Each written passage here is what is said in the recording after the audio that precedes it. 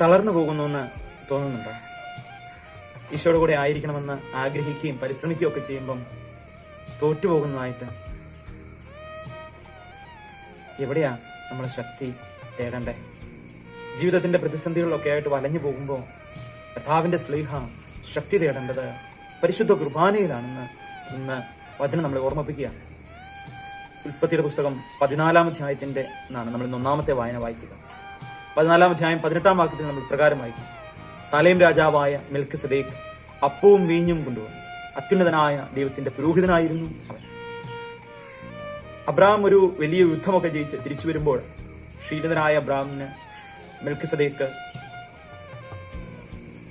ഈ ഭക്ഷണം നൽകുന്നത് പരിശുദ്ധ കുർബാനയുടെ ഒരു ഓർമ്മപ്പെടുത്തലാണ് നമുക്കിത്.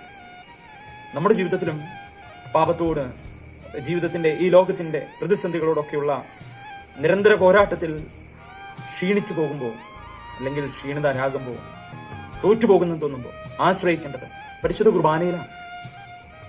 ഇന്നത്തെ സുവിശേഷവും ഇത് നമ്മളെ ഓർമ്മിപ്പിക്കുന്നുണ്ട്. മത്തായി അറിയിച്ച സുവിശേഷത്തിന്റെ 26-ാം അധ്യായത്തിൽ 28-ാം വാക്യം ഈശോ പരിശുദ്ധ കുർബാനയെ കുറിച്ച് തന്റെ ശിഷ്യന്മാർക്ക് പറഞ്ഞു കൊടുക്കുക: ഇത് പാപമോചനത്തിനായി അനേകർക്ക് വേണ്ടി ചിന്തപ്പെടുന്നതും ഉടമ്പടിയുടേതുമായ എന്റെ രക്തമാണ്.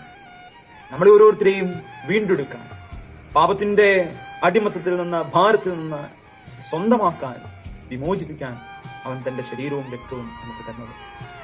പക്ഷെ നമ്മൾ പലപ്പോഴും ആ കൃപയെക്കുറിച്ചും ആ ദാനത്തെക്കുറിച്ചും മറന്നു പോകുന്നു ആണ് ഇന്നത്തെ 2-ാമത്തെ വായന നമ്മളോട് ചോദിക്കുക. മലാക്കിയുടെ പുസ്തകം 1-ാം അധ്യായത്തിന്റെ 7-ാം വാക്യത്തിൽ മലിനമായ ഭക്ഷണം നിങ്ങൾ എന്റെ ബലിപീഠത്തിൽ അർപ്പിച്ചു, എങ്ങനെയാണ് ഞങ്ങളത് മലിനമാക്കിയതെന്ന് നിങ്ങൾ ചോദിക്കുന്നു. കർത്താവിന്റെ ബലിപീഠത്തെ നിസ്സാരമെന്ന് നിങ്ങൾ കരുതി. നമ്മൾ അങ്ങനെ ചെയ്യുന്നവരാണോ? ഇന്നും പള്ളിയല്ലേ, അതെന്നും അവിടെ ഉണ്ടല്ലോ.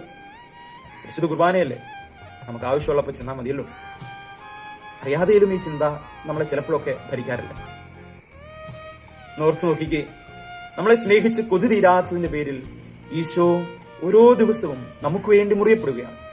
നമുക്ക് വേണ്ടി അവൻ തന്റെ ശരീരവും രക്തവും മുറിച്ചു തരുകയാണ്. നമുക്ക് വേണ്ടി അവൻ പരിശുദ്ധ കുർബാനയാവുകയാണ്. പക്ഷെ നമ്മളോ, നമുക്ക് ആവശ്യമുള്ളപ്പോൾ മതി എന്ന് ചിലപ്പോഴൊക്കെ ചിന്തിക്കാറുണ്ട്. അല്ലെങ്കിൽ നമ്മുടെ ചില ലാഭങ്ങൾക്ക് വേണ്ടി, നമ്മുടെ ചില കാര്യങ്ങൾ സാധിക്കാൻ വേണ്ടി പരിശുദ്ധ കുർബാനയെ കാണാറുണ്ട്.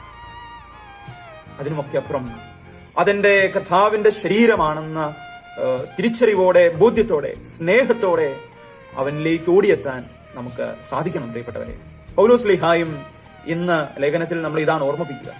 കൊരിന്ത്യൻസിലെ സഭയ്ക്ക് എഴുതിയ 1-ാം ലേഖനത്തിന്റെ 11-ാം അധ്യായം 29-ാം വാക്യം: എന്തുകൊണ്ടെന്നാൽ ശരീരത്തെ വിവേചിച്ചറിയാതെ ഭക്ഷിക്കുകയും പാനം ചെയ്യുകയും ചെയ്യുന്നവൻ തന്റെ തന്നെ ശിക്ഷാവിധിയാണ് ഭക്ഷിക്കുകയും പാനം ചെയ്യുകയും ചെയ്യുന്നത്. ഈശോയുടെ ശരീരമാണ്, എന്റെ ദൈവം അവനെ മുഴുവനായും തരുന്നതാണ് പരിശുദ്ധ കുർബാന എന്ന ബോധ്യത്തോടും സ്നേഹത്തോടും കൂടി നമുക്ക് പരിശുദ്ധ കുർബാനയിലേക്ക് ഓടിയെത്താം. ഒരു ദിവസം പോലും സാധിക്കുമെങ്കിൽ മുടങ്ങാതെ പരിശുദ്ധ കുർബാനയെ സ്നേഹത്തോടെ അർപ്പിക്കാൻ നമുക്ക് പരിശ്രമിക്കാം. അതിനുള്ള കൃപയ്ക്ക് വേണ്ടി പ്രാർത്ഥിക്കാം. ദൈവം നമ്മെ സമൃദ്ധമായി അനുഗ്രഹിക്കട്ടെ.